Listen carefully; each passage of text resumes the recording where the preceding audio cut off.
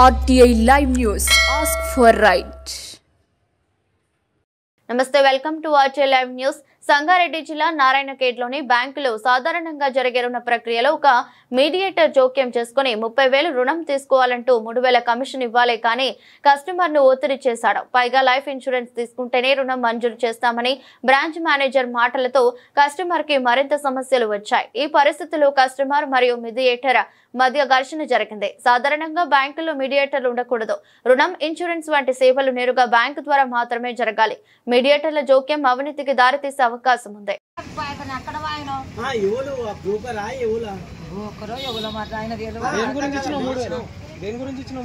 ఆయన నాకు పైసలు లేపించిండాలి. ఎన్ని లేపించాడు? 30,000 లేపించాడు. 3,000 ఇచ్చినావు బ్యాంకులోనా? బ్యాంకులో కాదు,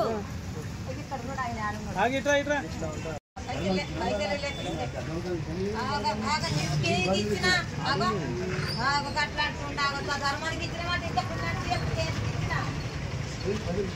3,000 ఒడతాడా? అబద్ధాలు చెప్పద్దు.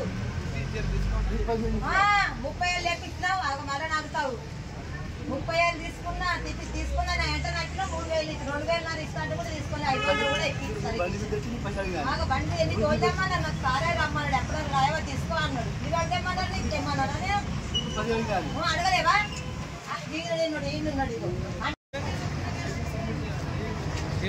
తిమ్మాపూర్. ఏం పేరు? ఎన్ని ఎకరాలు భూమి? ఎన్ని ఎకరాలు? 4.5 సార్. 4.5కి ఎన్ని వేలు ఇచ్చారు? నాకు అది కాదు, నా లోను నా మీద చేసుకున్నాగా నాకు కూడా పైసలు వేయాలంటే ఇచ్చిండు. ఇస్తే 30,000 ఇచ్చిండు. ఆయన లేపిచ్చిండు.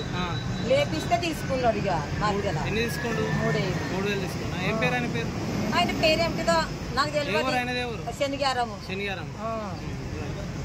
ఇప్పుడు మా భర్త చచ్చిపోయింది, మరి నాకు ఇయ్యమ్మ అంటే మొన్ననే తీసుకున్నావు, నీకు ఇయ్యాలన్నా సార్ నేను అని అన్నా. అంటే ఇయ్యు అన్నాడు. నేను ఇయ్యను అన్నా. ఇప్పుడు ఇచ్చిరా లేదా? ఇయ్యలేను సార్.